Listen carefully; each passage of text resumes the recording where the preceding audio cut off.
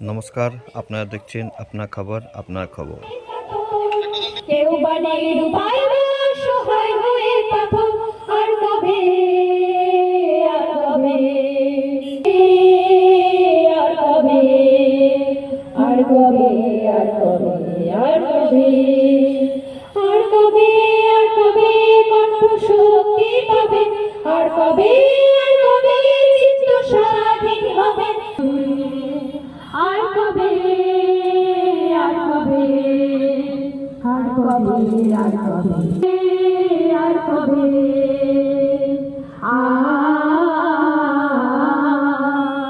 আর কবে তাই ধরেছি গান করছি প্রার্থনা বিফল যায় সে বলি চোখ মেলে তাকাবে আর কবে আর কবে আর কবে আর কবে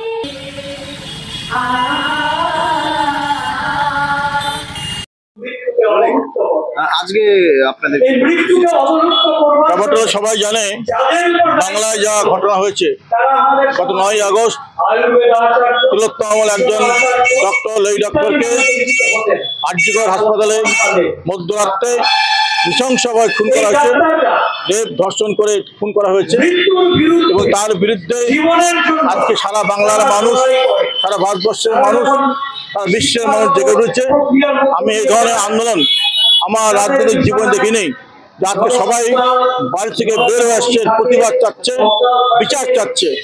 বিচার করছে না সরকার এবং তথ্য গোপন করছেন এবং সিবিআইকে দায়িত্ব দিয়েছে হাইকোর্ট। সিবিআই তথ্য খুঁজে পাচ্ছে না, রোববার করেছে।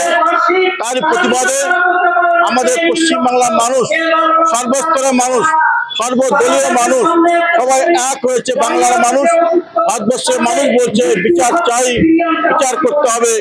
এত পৈশাচিক নারকীয় ঘটনা ইতিহাসে হয়নি, যার প্রতিবাদ সোচ্চার হয়েছে বাংলার মানুষ। বিশেষ করে এর একটা ভিত চাই। সেই জন্য আমরা 9 তারিখের পরে 14 তারিখে সারা জেলা জুড়ে জাতীয় জেলা কংগ্রেস থেকে আমরা আন্দোলন করেছিলাম। তারপরে বিভিন্ন গণসংগঠনের মাধ্যমে আমরা আন্দোলন করেছি, এর বিচার চাইছি। আজকে আমরা হরি মোড়ে তিলোত্তমা মঞ্চে আমরা প্রতিবাদ সভা, বিক্ষোভ সভা করছি। তারই জন্য আজকে আমরা এখানে জমায়েত হয়েছি। পরবর্তী কি বলবে? এরপর আমরা আরো পদক্ষেপ কি হচ্ছে দেখছি। আমাদের জুনিয়র ডাক্তাররা কি বলছেন, তাদের দাবি দেওয়া মানছে কিনা এবং আজকে মহামান্য আদালত কি রায় দিচ্ছে।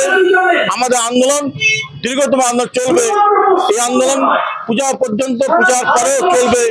আমরা যতক্ষণ না আরজিকর কাণ্ডে আমরা বিচার না পাচ্ছি ততক্ষণ ধরে আমাদের আন্দোলন চলবে। আপনারা দেখলেন আপনার খবর আপনার খবর।